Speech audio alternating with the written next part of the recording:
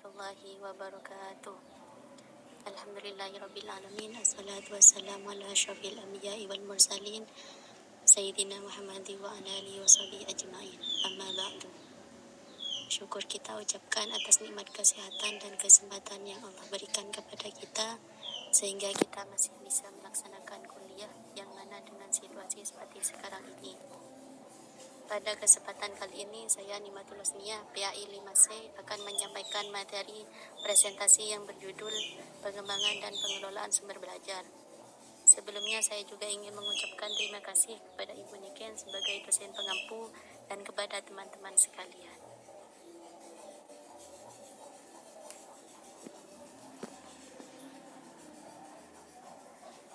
Baiklah, pembahasan yang pertama yaitu pengertian pengelolaan sumber belajar. Pengelolaan atau manajemen, yakni berupa cara kita untuk mengelola sebuah hal yang akan kita capai. Sedangkan sumber belajar merupakan sebuah konsep yang akan memudahkan dalam menunjang kegiatan belajar mengajar. Jadi pengelolaan sumber belajar merupakan cara kita memanajemen sumber belajar sesuai dengan kebutuhan dan sesuai dengan apa yang diajarkan.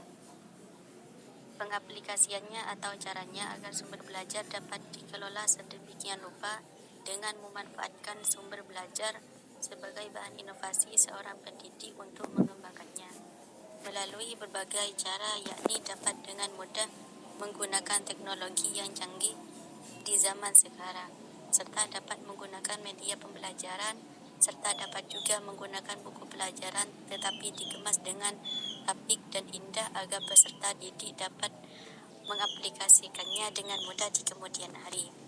Jadi pendidik di sini sangat berperan sangat aktif dalam pengelolaan sumber belajar tersebut. Pengelolaan dan sumber belajar. Pengelolaan atau diartikan sebuah manajemen dapat dijabarkan sebagai usaha pengembangan agar proses pendidikan itu dapat berlangsung dan terencana, sehingga dapat menjadi cara pengendaliannya sebuah masalah agar terselesaikan dengan tepat. Sedangkan sumber belajar merupakan sebuah konsep yang diperlukan untuk menunjang kegiatan belajar.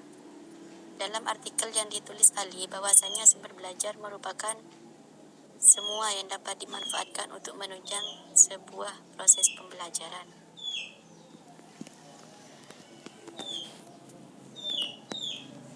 Pembahasan yang kedua yaitu jenis-jenis sumber belajar.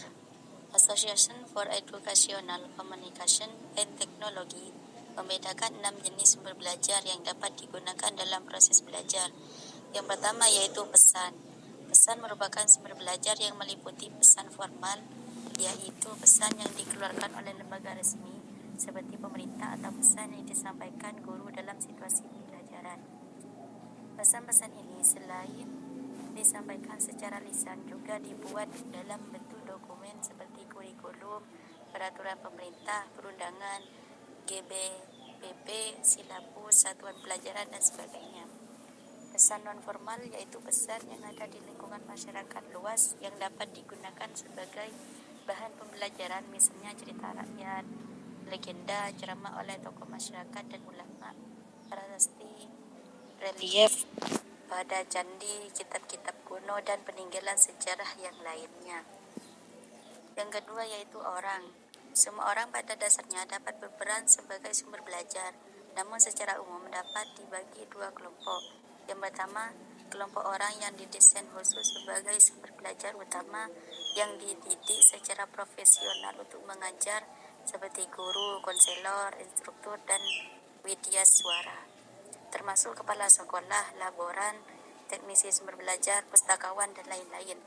Kelompok yang kedua adalah orang yang memiliki profesi selain tenaga yang berada di lingkungan pendidikan dan profesinya tidak terbatas. Misalnya politisi, tenaga kesehatan, pertanian, arsitek, psikolog, polisi, pengusaha, dan lain-lain. Yang ketiga yaitu bahan. Bahan merupakan suatu format yang digunakan untuk menyimpan pesan pembelajaran seperti buku paket, buku teks, modul, program video, film, OHT, program slide, alat peraga, dan sebagainya.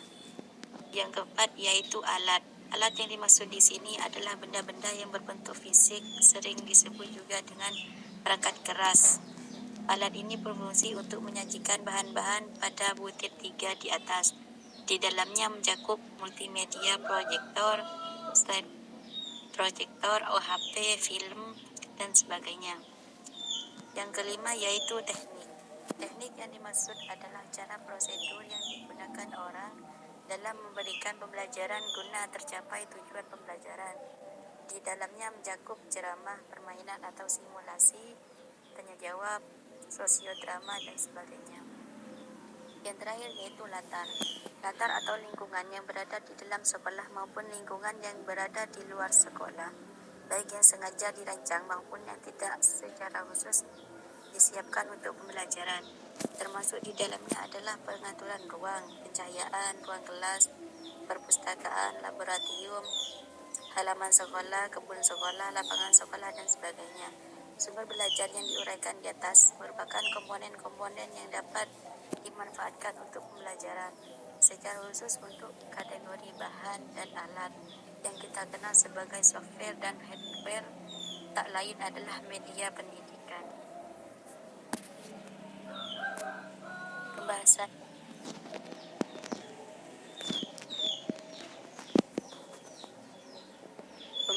yang ketiga yaitu kegiatan pembelajaran dan bahan ajar.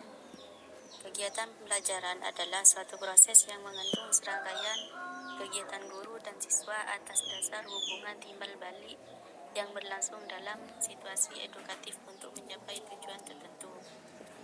Menurut Winarmo 1983 bahwa pembelajaran adalah proses berlangsungnya kegiatan belajar dan membelajarkan siswa di kelas.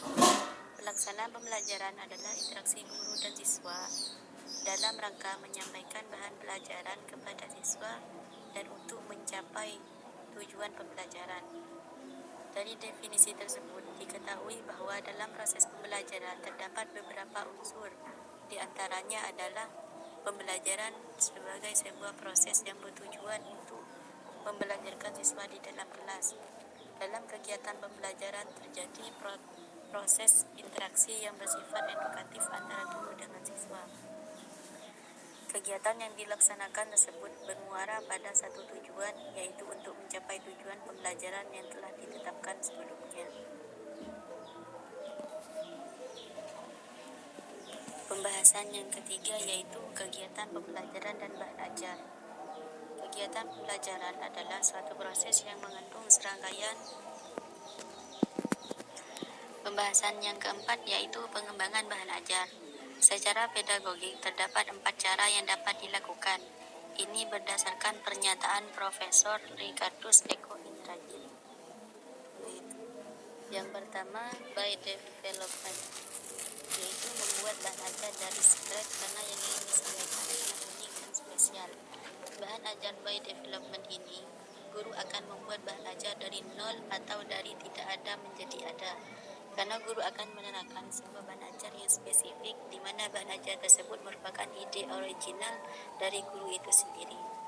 Yang kedua yaitu by utilization, yaitu mengambil bahan ajar yang sudah jadi tanpa modifikasi apapun.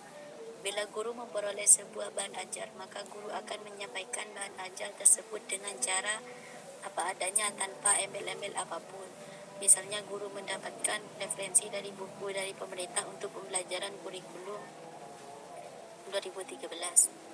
Yang ketiga yaitu by modification, menyesuaikan bahan ajar yang diambil dengan melakukan modifikasi dan penyesuaian. Cara ini cenderung mirip dengan by utilization karena memperoleh dari suatu sumber. Namun dalam prakteknya, guru bisa memodifikasi bahan ajar tersebut. Bisa dikurang, bisa juga ditambah sesuai kebutuhan. Yang terakhir yaitu by customization, mengembangkan bahan ajar dengan cara memadukan berbagai objek konten yang beragam. Pada cara pengembangan bahan ajar, guru akan memadukan atau mencampurkan ketiga cara sebelumnya. Contohnya, sebagian bab guru akan memuat sendiri original, sebagian bab mengambil dari referensi, dan sebagian bab lain ditambah atau dikurangi sesuai dengan kebutuhan.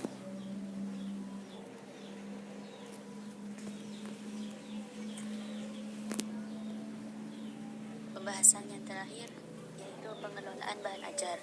Bahan ajar atau materi pembelajaran secara garis besar terdiri dari pengetahuan, keterampilan, dan sikap yang harus dipelajari siswa dalam rangka mencapai standar kompetensi yang telah ditentukan. Secara terperinci, jenis-jenis materi pembelajaran terdiri dari pengetahuan, fakta, konsep, prinsip, prosedur, keterampilan, dan sikap atau nilai. Bahan belajar dapat berwujud benda dan isi pendidikan. Isi pendidikan tersebut dapat berupa pengetahuan, perilaku, nilai, sikap, dan metode pemerolehan. Dalam struktur berbasis kompetensi tingkat satuan pendidikan, kegiatan merupakan salah satu komponen yang harus ada. Selain kurikulum dan hasil belajar, penilaian berbasis kelas, dan pengelolaan kurikulum berbasis madrasah. Kegiatan pengelolaan pembelajaran merupakan gagasan-gagasan pokok tentang kegiatan pembelajaran yang akan dijadikan sebagai pedoman untuk tercapainya standar kompetensi dan kompetensi dasar yang ditetapkan, serta memuat gagasan-gagasan pedagogis dan andragogis untuk mengelola pembelajaran agar berjalan secara efektif dan efisien.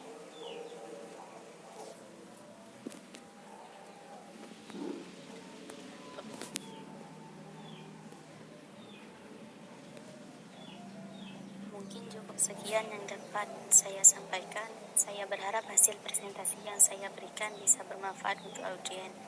Bila merasa ada kekurangan dan kesalahan, saya meminta maaf karena kesempurnaan hanyalah milik Tuhan. Saya akhiri. Wassalamualaikum warahmatullahi wabarakatuh.